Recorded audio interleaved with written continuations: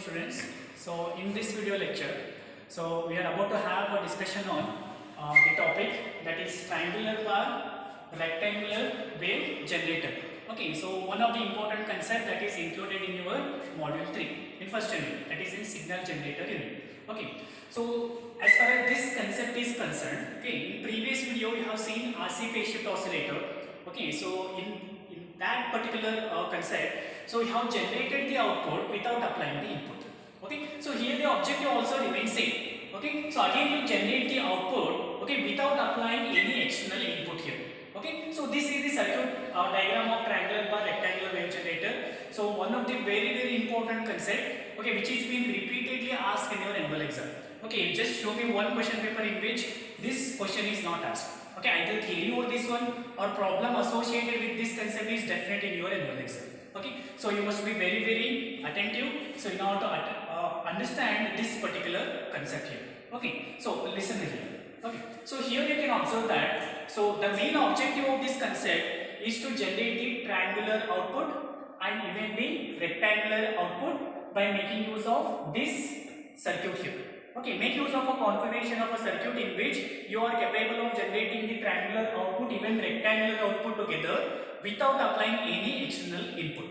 Okay, so that is the main theme or main objective of learning this particular concept here. Okay, now you can observe in this circuit here. So this you are already familiar with this circuit here. Okay, so we have a resistor. In the feedback part you have a capacitor C1. This is nothing but this is your integrated circuit. Okay, which you already know. Okay, so we have integrated circuit. 50% of the circuit is associated with the integrator. Okay, so the next 50% of the circuit you can see here. So this is your Schmitt-Trigger circuit. Okay, so here you can observe that we have a resistor R2 and R3 here. So this is your Schmitt-Trigger circuit. By making use of these two circuits, okay, so clubbed together, so it must be capable of generating the triangular bar rectangular output. Okay, this is the main theme here. Now let us see how it is possible to generate the triangular and even the rectangular output without applying any input here. Okay, now let us analyze step by step here. Okay, so first we will concentrate on this circuit here, construction part. Okay, so here you can observe. So we have let us concentrate on this part here.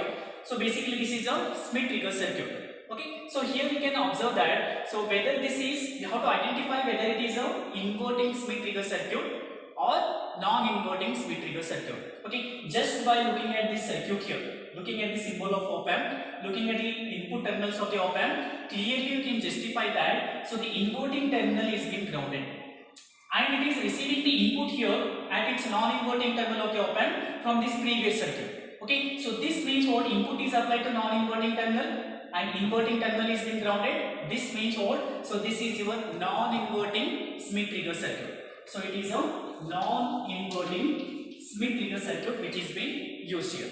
Okay, and here this is your integrated circuit. Okay, so which consists of simple R1 and capacitor C1 in the feedback part. Okay, so these two circuits, integrated circuit and even this non-inverting Schmitt-Trigger circuit are connected back to back. Okay, so here back to back in the sense what? So here you can observe that. So here you will get the output of this integrated circuit here. Okay, so output of integrated circuit. So this output of integrated circuit, so it is being fed back as input to the non-inverting Schmitt-Trigger circuit. Okay, so whereas the output of this non-inverting Schmitt-Trigger circuit, again it is applied as input to the integrated circuit. Okay, so virtually they are receiving the input from either of these two circuits. Okay, so here and one important observation what you have to observe here. Okay, so here the integrator, this integrator, it will always produce triangular output. Okay, the output of integrator will be always triangular. Okay, but what about input? So there is a condition for that. So this, if this integrator has to produce the triangular output here, it must receive either square wave input or rectangular input. This is the condition you must know. Okay, so the input received, it must be either square wave or rectangular wave. Then only this integrator will produce the triangular output. Okay, now concentrate on this Schmitt-Trigger circuit here. Okay, so this Schmitt-Trigger circuit, it will always produce rectangular output like this, rectangular output, or you can say square wave output. But what is the condition here? There is no condition. Okay, so regardless of shape of input waveform, it will always produce the rectangular output. There is no any condition. Either you apply the sine wave input, it will produce the rectangular output, or a square wave input, or a sawtooth input, triangular input, anything. Regardless of shape of input waveform, the output will be always rectangular. Okay. Now see here. So in what way it is been connected? Now you know the condition that for integrator the input must be always either square wave or rectangular. But here there is no any condition. Okay. So regardless of shape of input waveform, you can apply. You are free to apply any kind of input. It will always produce the rectangular output. But there exists a condition for this one. Okay. Now you can see that. So output of integrator is fed back as input here. Output of Schmidt-Trigger circuit is applied as input here. Okay. Now this means what? So this Schmidt-Trigger circuit. Okay. So it will produce the that rectangular output. Okay. Now what is the input required for the integrator? That itself is either rectangular or square wave. Now this rectangular output is been obtained here. So this can be applied as input to the integrator circuit. Okay. Now integrator will produce the triangular output. Okay. Now is it possible to apply this triangular output as input to this Schmidt-Trigger circuit? Yes, it is possible. Okay. Whatever may be shape of input waveform here. Now this triangular output produced by the integrator circuit can be applied as input to the Schmidt-Trigger circuit. It will produce the rectangular output here. Okay. So this is how the connection is being done. This is about the construction part. Let us see. So how these two integrator output and triangular output can be obtained here.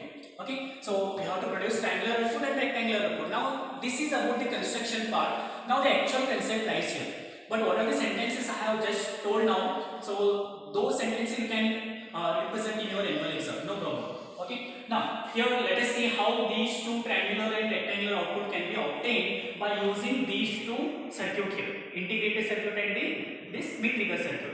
Okay. Now here you can see. Okay. Now let us consider one reference point. Okay. Here you have different time instances T1, T2, T3 and T4. Okay. So I will have triggering points, upper triggering point and lower triggering point. You have already learned about this Schmidt-Trigger circuit. Okay. I hope you have an idea about the triggering points here. Okay. Let me give you just one important point associated with the triggering here. So the meaning of triggering point here is nothing but okay. So whenever the input reaches this triggering point here, either upper triggering point or lower triggering point, the output always changes. It always changes between plus V naught saturation to minus V naught saturation and vice versa. Minus V naught saturation to plus V naught saturation. So whenever input reaches triggering points, either upper triggering point or lower triggering point, the output will change its position here. Okay, this is about the upper triggering point and lower triggering point. Okay, now let us consider one reference point here. Okay, so concentrate here. At time instant T1, so this is your integrator output, triangular what you are getting. At time instant T1, so the output is at upper triggering point. Okay, so output is resting at T1 here, upper triggering point. What about this Schmidt-Trigger circuit here? Where is the output is resting? It is at this point. And the input, this integrator is resting at T1. The Schmidt output is at this point, that is nothing but your plus V naught saturation. That is at plus V naught saturation. Okay, so if this Schmidt output is at plus V naught saturation, see this is your ground point. So here all the values will be positive. It is at plus V naught saturation. Here all values will be negative. Okay, now the output is resting at plus V naught saturation. This means what? Output is positive. It is positive.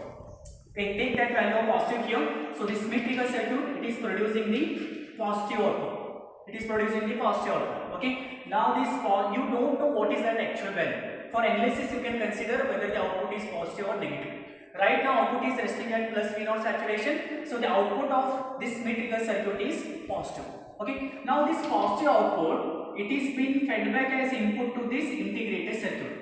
Now current will flow through this resistor R1. Okay, now it will flow through this integrated circuit and it flows through this capacitor here, which is very important. So this is the reason why you are getting the triangular output. So this depends upon your charging and discharging of the capacitor. Okay, so this is the important component. So now current will flow through this, current I1 will flow through this capacitor C1. Okay, now look at the direction of current that is flowing. It is in this direction from left to right. This means what? This capacitor left plate, it plate charges with positive and right plate charges with negative.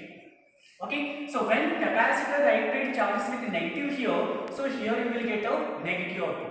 This means what? You will get a negative going ramp. So when capacitor right plate charges with negative potential here, so here you can see that, so this integrated output, it will produce a negative going ramp. So negative going ramp will be produced. But where is your output of plus this main figure circuit? It remains positive only. It will be positive only.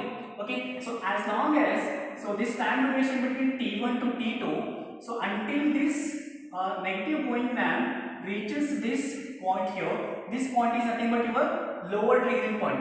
Okay, up to this point the output remains at plus V naught saturation only. The moment when, so this triangular output reaches this lower triggering point, integrator output reaches a lower triggering point. See here, so it has reached the triggering point, means what? Output will change its position. Okay, when it reaches a lower triggering point, then output immediately switches from plus V naught saturation to minus V naught saturation here. Up to this point output remains at plus V naught saturation only. Once it hits lower triggering point, then only output switches from plus V naught saturation to minus V naught saturation. Okay, now see, at this point, so your output is resting at minus V naught saturation. What will be the value of output now? It will be negative. Okay, initially it was at plus V naught saturation, so it was positive. Right now it is at minus V naught saturation, hence output is what? Negative. Okay, so output of symmetrical circuit is what? Negative. Take that negative value. Okay, output of this symmetrical circuit is negative. Right now it is negative. Okay, now this negative value of output is applied as input to this integrated circuit. Current I1 will flow through resistor R1. Again it flows through capacitor here. Okay, now negative value of current is flowing in this direction here. Output is at minus V naught saturation. Hence this capacitor left plate charges with negative and right plate charges with positive. Okay, now it will be reversed. Okay, so when capacitor right plate charges with positive here, so output what you have to get, it will be positive. So positive going ramp will be produced. Okay, now so at this point when it reaches lower triggering point, so positive going ramp will be produced. Okay, it will go on increasing from T2 to T3. Okay, until it reaches T3 here, the output remains at minus V naught saturation only, because in between T2 to T3 you don't have any triggering points at this point and at this point. Okay, once this integrated output reaches T3 completely, then it will hit the value of triggering point here, that is upper triggering point again. Okay, when it reaches upper triggering point here, see what will happen to this output here. So it switches from minus V naught saturation to plus V naught saturation. Okay, this is what the importance of triggering point here. It has reached the upper triggering point, it will output of symmetrical circuit switches from minus V naught saturation to plus V naught saturation. Okay, at plus V naught saturation, what will be the value of output? It will be positive. It will be positive. Take that positive value. Okay, so again output will be positive. Again output will be positive. Again the same thing will be repeated here. The same thing will be repeated for n number of cycles, so that you will get continuous negative going ramp, positive going ramp, negative going ramp and positive going ramp. So this is nothing but your charging and discharging of the capacitor. So you got this integrator output, which is a triangular one, whereas this symmetrical output, which is a rectangular one.